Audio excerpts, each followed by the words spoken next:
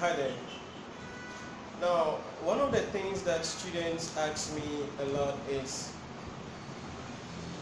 Nhyira, how do I pass the examination? That is the ICA examination. And most of the time, they are asking this question because they have experienced a couple of challenges, couple of failures. They have tried 1 or 2 times and they have failed the examination. And they are more or less like at a crossroad where they don't really know what to do again about their decision or about the journey that they are on. But as always, I want to share, or I let them understand that the examination is a professional examination. In that, when we are talking about professional examination, there is a way that the examiner or the examiner has an objective for every examination sitting. That is why you can solve all the past questions from 2010 up until 2018, and you will still go to the exam hall and you will fail. And it is not because you did not work hard, it is not because you did not prepare well for the exam, but it is because you were applying the wrong principles and the wrong concepts. The reason is that for each examination sitting, the examiner has an objective. Now, one of the things that makes passing of ACCA exams a bit easier than ICA exam is that with ACCA, you are provided with an examination analysis document. Now, what is an examination analysis document? If you buy an ACCA study text, BPP or whatever it is, you realize that when you flip about the first 3 pages, you will see an examination analysis document.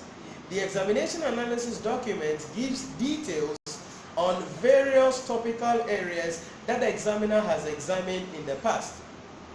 So from that chart that is presented there, you are able to identify the areas that the examiner examines a lot so that he can determine the key areas that you have to focus on. So once you are in that position, you know the areas that are favorite for the examiner that almost every semester the examiner brings question on. Then with that, if you are referring to past questions, you know the areas that you have to focus on the past questions to be examined. But when it comes to CA Ghana, we don't have that yet. Maybe the Institute of Chartered Accountants Ghana is now working on that, where every semester or at every examination sitting, students are updated on highly key areas that the examiner has been examining on. What the CA does currently is to send examination structure or examination scheme document, which literally lists everything and how the exams will be set. That is not helpful for students, and so when students look at that document and they ask me, Nhyira, is this coming from the institute? I say, yes, it's coming from the institute. And they are like, it's literally listing everything. I say, yes, he's listing everything because he's telling you these are the things in the syllabus, and under each question, these are the areas that are examinable. So if that is the case, how do you position yourself then to answer or to be able to pass the examination? So I always tell people and explain to them that the passing of the examination is dependent on a technique that I teach called the success triangle. Now on the success triangle, I want you to imagine that you have a triangle. Now with a triangle that you have, there is a first step, a second step, and then the final step. If you have this triangle, I want you to look at the bottom of the triangle, the left bottom of the triangle, as the concepts, the principles, the underlying assumptions that you must know. Many a times, students jump to the second stage on the success triangle, which is called practicing of questions, without understanding the concepts. So my question to them all the time is, before you answer, when you are starting to answer the questions, I asked, do you understand the concepts? Do you understand the fundamental principles that underline the subject that you are studying? So if you want to pass the examination, you want to increase your chances of passing the examination, it is not about solving past questions. That is the idea. It is not about solving past questions. So you can download all the past questions, go through them, but you will not be able to understand. Why? Because there are fundamental principles, fundamental concepts that you need to understand. So that is the first stage of the success triangle. So instead of solving questions, you need to go through the concepts. And this is where a lot of students get it wrong. Why do they get it wrong? Because, for instance, they decide that they won't go for lectures or they won't attend lectures. Other people come with go with the excuse that last semester I attended lectures and so I know the thing, I'll revise and solve past questions and I'll write the exams and I'll pass. Funny enough, they write the exams and they fail. Now, I said funny enough, that doesn't mean it's funny, right?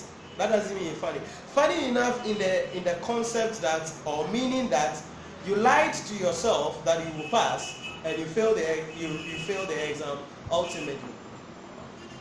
I don't care how many times you have attended lectures, and I don't care how many times you have written a paper. But for each examination sitting, the examiner has an objective. So the question you have to ask yourself then is, if I'm going into May 2019 examination, what is the objective of the examiner? When I take financial reporting, what is the objective of the examiner? When I take management accounting, what is the objective of the examiner? When I take public sector accounting and finance, what is the objective of the examiner? If I take corporate reporting, advanced audit and assurance, taxation and fiscal policy, what is the objective of the examiner? So before you start solving questions, before you start planning about or registering for the exams, you should know the objective of the examiner. And the only way you can know the objective of the examiner is to be able to have an understanding of how the examination has been. And the only way that you will be able to increase your chances of passing the examination is when you understand the concept, the first stage. So when you take something like financial reporting, what are the fundamental concepts about financial reporting? I know you can say the standards, yes. Single entity financial statement, yes. Consolidation, yes. These are topics, not concepts, for your information. Now, when you come to the standards, what are the concepts that underline each of the standards? Number one, what is the recognition criteria for each of the standards? What is the subsequent measurement for each of the standards? What is the disclosure requirements for each of the standards? So it is not just about going through the standards, it is not just about being able to rattle the standard, it is about understanding the concepts that underline each of the standards. For instance, if you are doing IAS 36, impairment of assets, you must know the concepts that underline impairment of assets. So what are the concepts that underline impairment of assets? One, you must know when we say an asset is impaired or a cash generating unit is impaired. So we say that an asset is impaired when the carrying value is what? Greater than the recoverable amount. That is a concept. Then how do you find recoverable amount? Recoverable amount is the higher of the value in use and fair value less cost to sell. That is another concept. Then when it comes to getting the value in use, how do you calculate value in use? The value in use is the present value of future cash flows arising from the continuous usage of the asset or the cash generating units. That is a concept. So it is not just about going through the standards.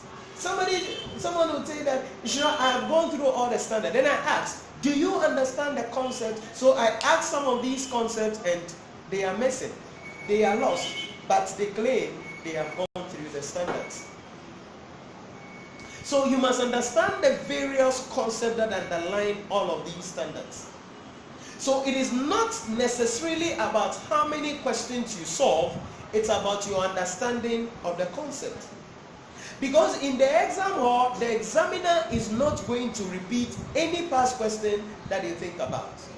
He's not going to repeat it. He will repeat the topic, he may repeat a standard, he may repeat a subtopic, but the question you are solving, that same thing will not appear in the exam hall.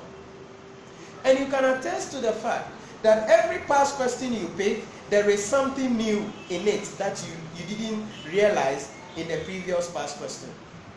So every question is different. Every question is different. Every question is different. But in all of these questions, the main thing that stands out is the concepts. So I can give you 10 questions on impairment of assets. Each of these 10 questions are different, but in each of these 10 questions, the concept of getting the carrying value of the assets, calculating the recoverable amount by calculating the value in use and the fair value less cost to sell runs through these 10 questions.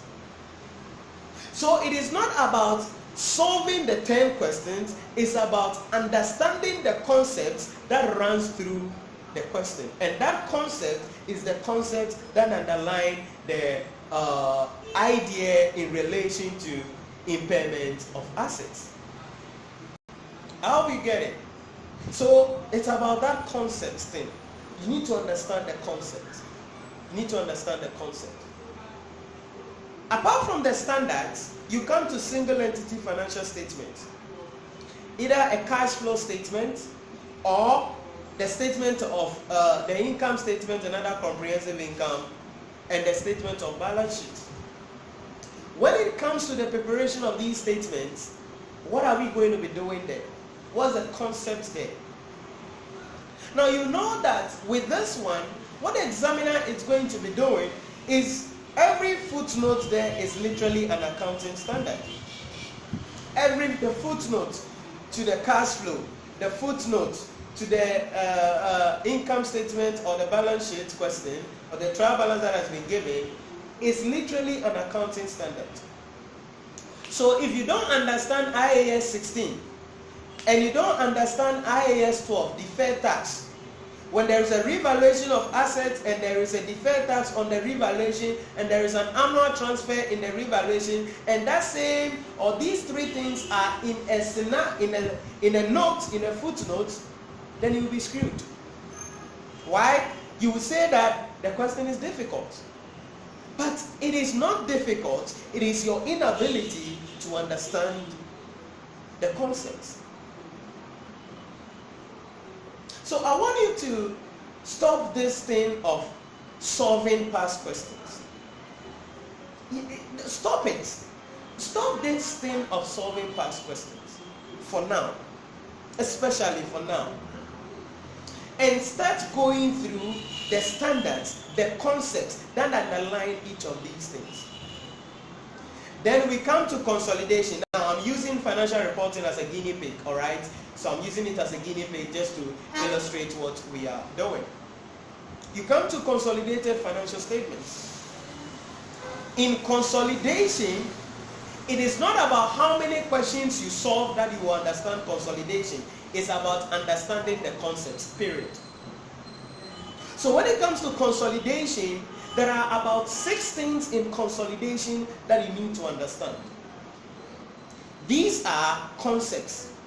In other words, when you understand these 6 concepts, it means that every consolidation question that is set before you, you can solve it and it will balance, even though that shouldn't be your objective in the exam hall.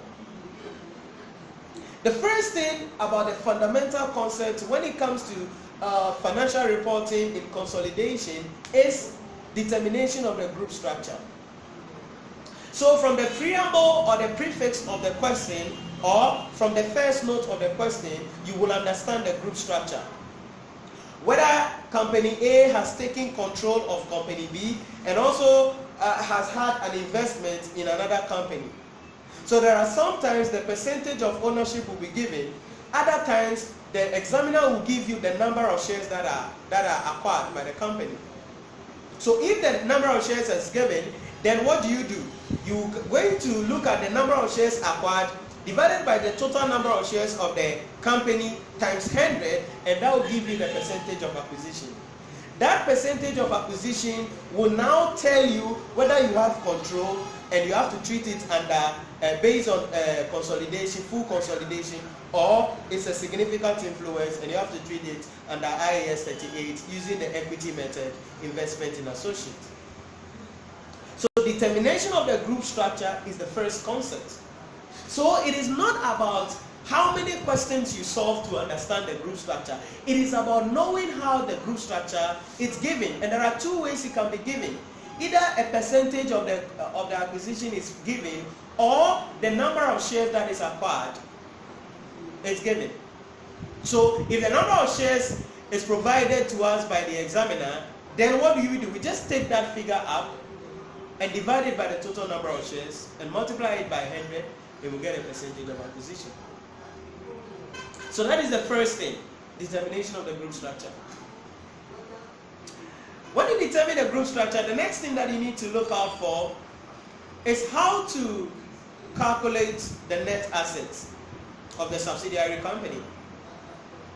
So if we have a full control over the company, we have acquired more than 50% share of the company, then we would have to prepare the net assets. So we will prepare net assets at the beginning of the year, net assets at the end of the year. So in doing that, what do? We need to bring stated capital. We need to bring retained earnings prior to the time of acquisition. If it is a mid-year acquisition, we must make sure that we allocate or we divide the full year profits and take out the months that they operated before we acquire it and add it back. And then whatever is left will be the profits that they have earned for the year, which we are going to take a portion of. Then you need to bring any prior period adjustment if there are any in the question. For instance, if previously or the subsidiary company had capitalized a development cost, and as a result of we acquiring them, we realized that their definition and capitalization was wrong, then what do? We need to subtract it from the net asset of the company. That is a principle. That is a concept. That is a concept. Then, if there are any intergroup trading, that is a subsidiary selling to the parent company. If the subsidiary sells to the parent company, then you know that provision for unrealized profit, you need to subtract it. And that will go to the end of the year. It means at the start of the year, it's going to be dashed, but at the end of the year, provision for unrealized profit, you're going to subtract it. Then, fair value adjustments. That statement is going to be there in the question, and there are two ways that statement can be. Either it is in excess or it is below. If it is in excess, that means that we need to add it back. Sorry, if it is in excess, that means we need to subtract. So it has a value in excess. That's the principle we have to treat. So for instance, the net assets of the company are all the same as their carrying value, with the exception of a land which has a value in excess of, or a building which has a value in excess of maybe $5,000. So that is an undervaluation there, okay, an undervaluation. So that 5,000 at the date of acquisition, we need to add it to the net asset of the company. But that building, 5,000, that building, we need to charge depreciation. From the date of acquisition to the year end, we must charge depreciation and subtract the depreciation from the date of the acquisition, and so that in the year end, we subtract the depreciation from the value at the date of acquisition, and we will get that value. That value there will be added to property, plant, and equipment. And then the figure for depreciation will be included in cost of sales. That is a principle. And other items will be added. When we finish, we look at the year start and year end, and we will have the movement or the growth or decline. That movement or growth or decline is what will be shared when we are doing retained earnings or when we are calculating non-controlling interest. That is a concept. When we finish with the net asset, you have to come to goodwill. then you need to find out how is goodwill being calculated. And you know we bring consideration transferred. That figure there called consideration transferred actually entails a lot of things. One, during the acquisition, it could be that we are doing a cash payment or there is a cash consideration solely. Another scenario is where we are doing a cash consideration now, and also there is what we call a deferred payment. How do we treat that? That is a concept. Third, another scenario can be we are doing a cash consideration, then there is a share exchange, or there is no cash consideration but there is a share exchange. How do we treat that? That is a concept. So when it comes to the figure of consideration transferred, it is going to be dependent on the question. Hence, you must understand these three principles or four principles, that if it's only cash consideration, this is how I treat it. If it is cash consideration and deferred payment, this is how I treat it. If it is cash consideration and share exchange, this is how I treat it. This is a concept. So you can solve 6 million consolidated questions, go to the exam hall and still freak out and still not be able to solve the consolidated question or consolidation question. Not because you did not prepare for the exam, but because you prepared wrongly for the exams. So that is consideration transfer. Then you come to net asset at acquisition. Definitely you're going to pick that figure from the step 2 that we spoke about, net asset of the subsidiary. Then, before then, you're going to bring the value of the NCI, non-controlling interest. And when it comes to non-controlling interest too, there are various ways through which non-controlling interest can be calculated. That is also a concept. We can calculate non-controlling interest as at fair value. Meaning, in the question, the examiner could say that the directors of the company, for valuation or for consolidation purposes, deemed the non-controlling interest to have a fair value of, say, $20 million. So you just pick that figure up, no workings, no thinking, and you put it out. Simple. Another way that non-controlling interest can be calculated is as a proportionate of the net assets, or as a proportion of the net assets of the subsidiary at acquisition. That is the second method or second way in which NCI can be calculated. So with that one, the net asset at acquisition, if we bought 75% share of the company, then the NCI is 25. So to get the value of NCI, you take 25% of the value of the net asset at acquisition, and that becomes the value of NCI at acquisition. That is a principle.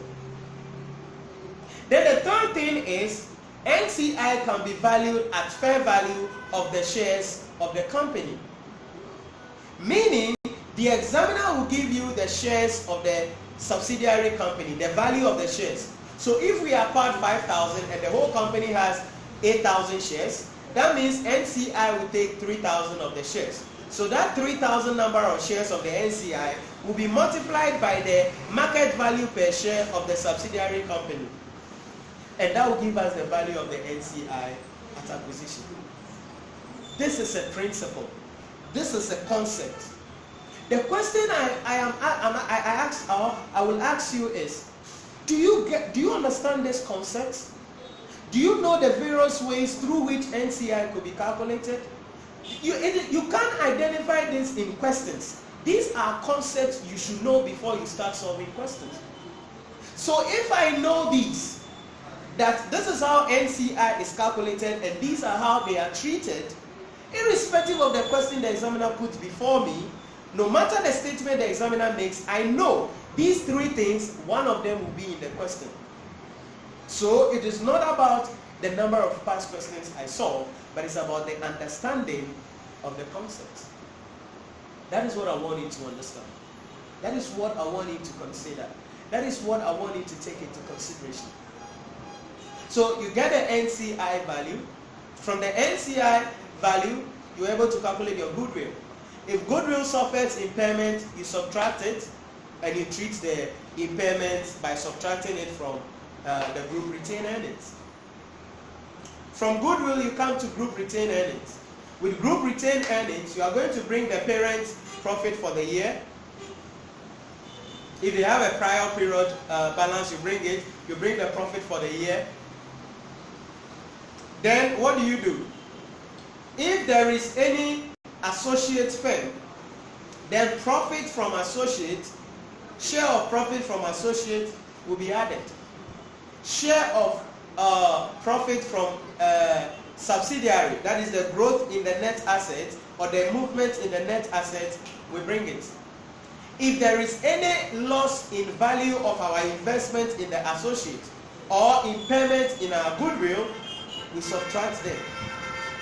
If the parent company was the one making sales to the subsidiary company, and as at the end of the year there was what we call unrealized profit, then we will subtract it from the parent company.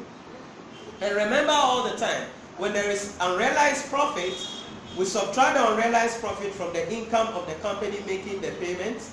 Then the cost of the inventory will going to be what? And that same figure will be subtracted from the inventory in the balance sheet. This is a concept. This is a principle. So when it comes to consolidation, these are some of the things. I'm going to do a full video on some of these things later on, where I go through only the concepts. These are the things. So you pick standards, you know the concepts of the standards. You pick civil entity, you know the concept that underline that. You pick consolidation, you know the concept that underline that. Then ratio analysis, interpretation of financial statement. You need to find out what are the concepts that underline that. So it is not about calculation of the ratios, it's about interpreting the ratios. So if you are interpreting profitability ratios, what are the concepts that you will use to interpret them? Certainly, change in sales value, change in cost of sales may come in. Change in the expenses of the company may feed into it. Change in capital structure of the company may feed into it. So these are some of the things you will use in your interpretation of the ratios. These are concepts. That is why it is disastrous sometimes, not sometimes, all the times, to study on your own. Because you will really not decode, you cannot decode some of these principles, some of these concepts by learning on your own. You can decode them by sitting under a lecturer who understands the subject and know the nitty-gritties of the subject and can make it simple for you to understand. I believe that you can pass the examination, but the passing of the examination is not dependent on the number of questions you solve. Period. It's dependent on the understanding of the concepts and having an examination analysis document, which points out key areas you need to focus on for the examination. So I don't know the view you may have been fed with. Maybe somebody somewhere has told you that it's about solving past questions. No. You can solve from 2010 to 2018 and you go to the exam hall and you'll be blind, literally. Because every past question you pick has something in it that you have no idea of. And that is what I want you to understand, and that is what I want to share with you in this video. May 2019 is the last examination sitting for the current syllabus. And so you have to prepare well and write the exams. That is why I don't want you to study on your own. And I'm talking to you. You cannot study on your own and go into the exam hall. I know someone will tell you, oh, this thing I learned it on my own and I passed. We are not the same. The probability of somebody learning FR on their own without going for lectures and passing is very small. Very, very tiny. Not only FR, but all the subjects. So if per adventure, you did try on lucky sometime, and you wrote an exam without going for lectures and you passed, don't let that get into your head that you can do it on your own and pass all the time. Because it is not so. It is not so. You need to understand the concepts and you need to understand the principles. Now, comment below what you think about what I have shared with you, what I've discussed with you. My objective as a lecturer is to help students across the country to pass their examination. That is why I lecture on Facebook. That is why I provide videos on Instagram TV. That is why I have lecture videos on YouTube. That is why I created the Nhyira Premium University.com. All of these platforms are created to provide students with materials so that they can prepare well for the examination. And I want you to make sure that you use these mediums, you use these avenues to improve yourself, to add value to yourself.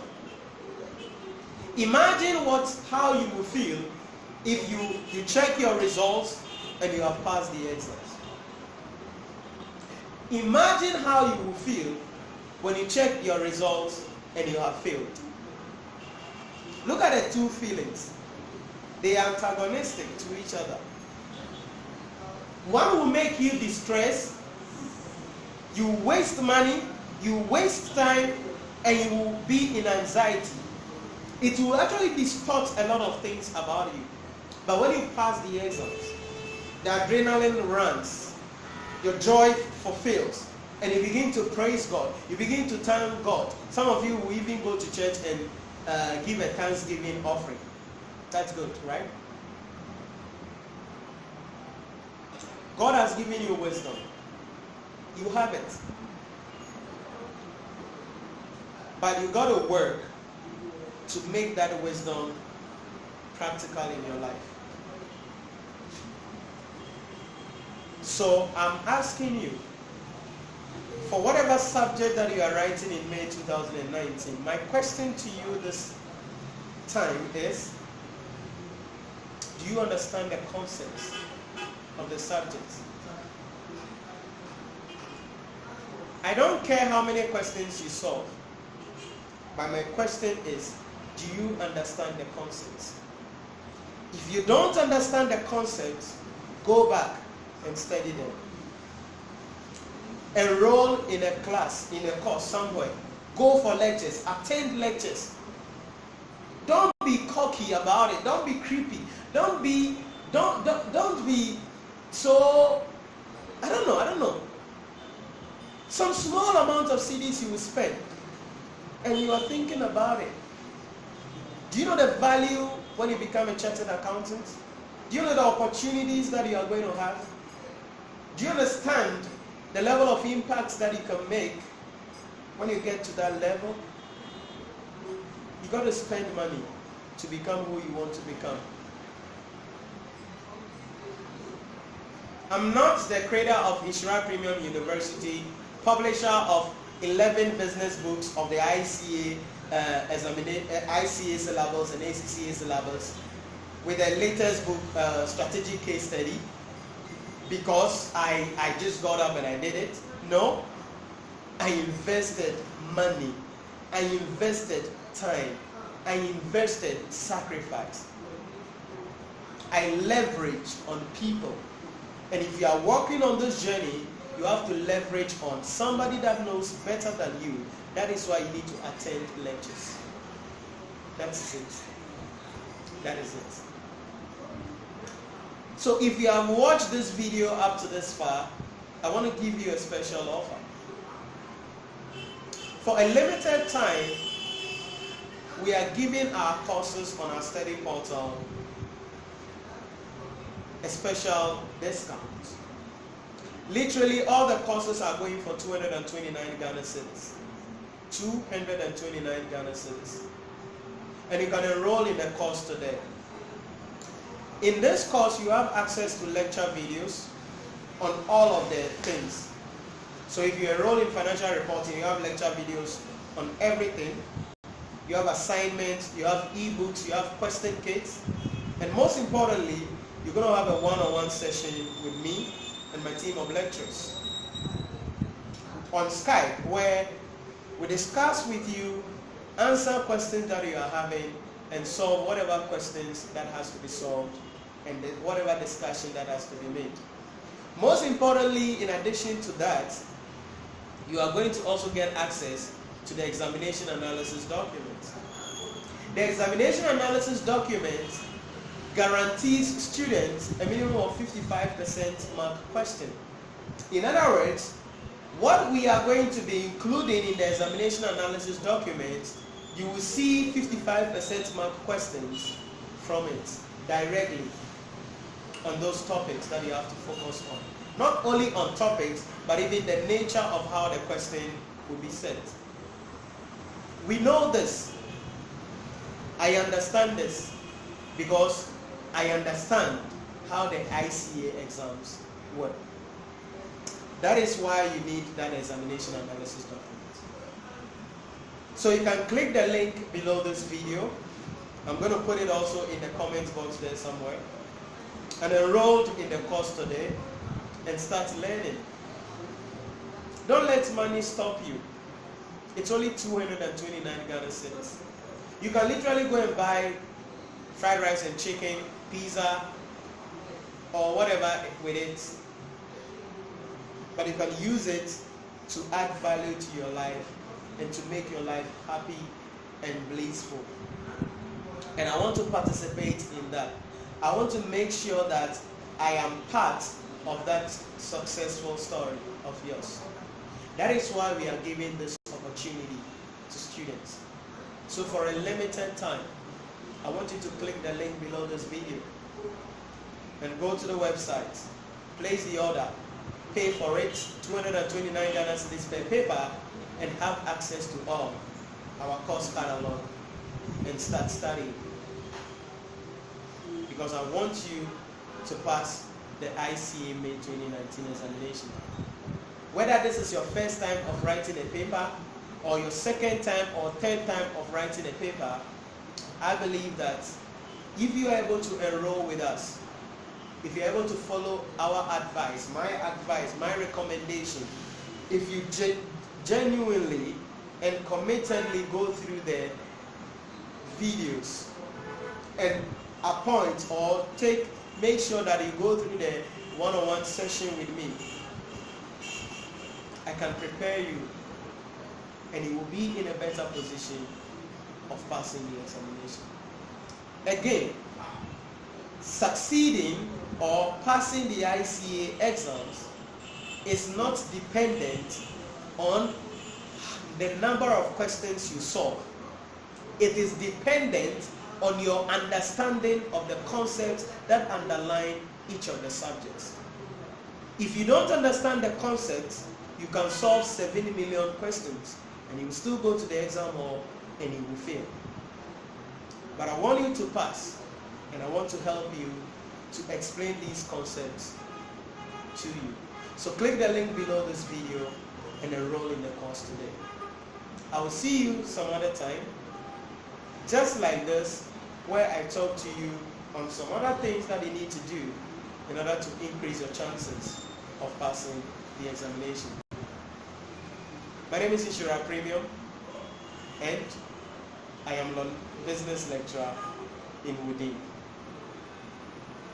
My objective is simple: to impact your life and add value to you by making this journey an interesting and a memorable one. So click the link below, enroll in a course today, and I'll see you in one of the lectures, because I lecture on some of them, and let's see how we can assist you.